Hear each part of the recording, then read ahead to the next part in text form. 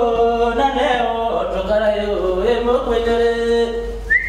Yawiko na leo tokarayo emokwenyore. Iko na leo tokarayo emokwenyore. Yawiko na leo tokarayo emokwenyore.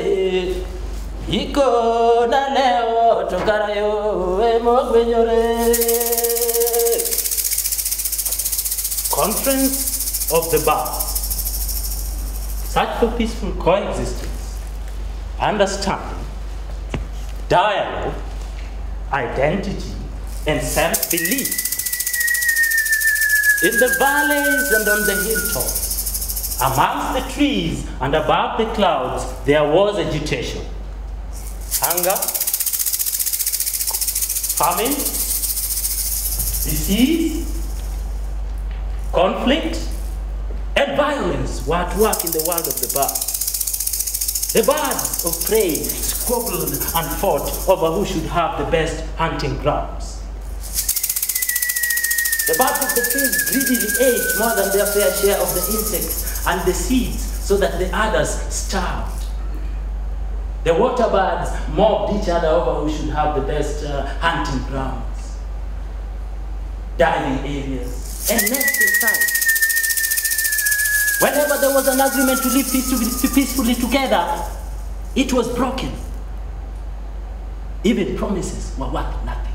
Every bird suffered. Every bird was desperate. But finally, Aruti, a wise, solitary bird, decided that she had had enough of this. She sent word to all species of birds across the world that she was going to hold a conference of the birds to try once and for all and determine why they were failing so badly to live peacefully together. On the appointed day, the sky was humming with wings from all corners. They flew in. The huge eagle and the tiny hummingbirds, the sparrows and the hawks, the cranes and the owls, the pelicans and the peacocks, all to sit with Aruti. For days and nights, they debated all at a go. They argued and counter-argued. They opposed and proposed. They squeaked and screeched as their voices rose higher and higher, yet still there was no agreement.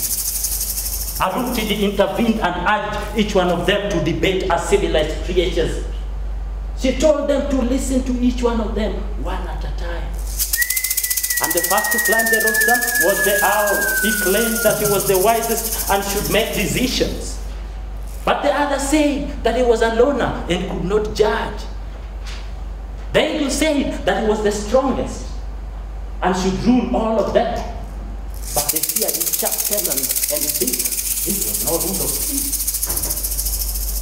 The peacock said that the answer was actually to be beautiful.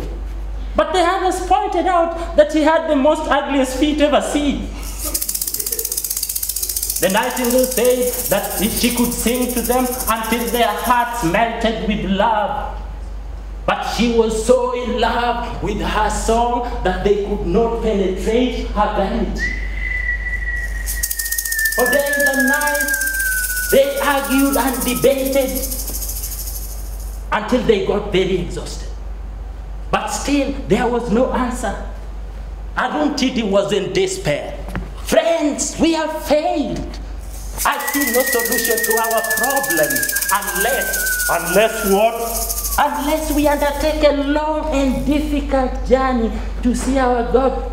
Our God? We have a God, but who is he? He is called the Ilizulubi. And he is capable of everything, and he knows everything. Then let us undertake the journey immediately. No, wait. You must know the weight and the enormity and the sacrifice of this journey. You will be scorched and frozen. You will be starved and be exhausted. Some of you will not even succeed. Some of you will not even reach their goal. So are you still ready to go with me? Some were scared. Some were too vain and believed that they could find their own answers. And some offered to pay so that answers could be brought back to them. But on the following day, the sky hummed and buzzed with those courageous enough to undertake the journey. The story of their journey is a long and difficult one. For they did not reach Ilizulubi the next day, or the next week, or even the next year. Some died on the endless route to the desert. Some turned back, and some met false prophets, gurus, and hermits who promised them instant salvation. In the valley of the quest, they met a man who could not stop seeking. Even when he got what he sought, he continued seeking, because seeking had become a way of his life. But that is another story, and it will be told another day. In the valley of love, they met Layla and Majnun, who sacrificed many lives against all odds for the sake of love. They burned in the fire of their love. But that is another story, and it shall be told another time. In the valley of death, they saw the moths who draw closer and closer to the candle flame to understand their nature. But who really understand their nature when they become one with the flame, and then could not tell anyone. But that is another story, and it shall be told another time. In the valley of deprivation, they met the Sufi who was sentenced to death for his love for the young radiant prince. But that too is another story, and it shall be told another time. Many were the trials, and many times they gave up on hope. They were but shadows of themselves, when one day the mist cleared and they flew straight into the massive doors of Ilizulubi's palace. There they called out to be admitted. Admit you? You must be crazy and joking. You are half dead, dirty little creatures. You think Ilizulubi would see you? Never. Was that it? Was their journey in vain? Was there no answer to their problems?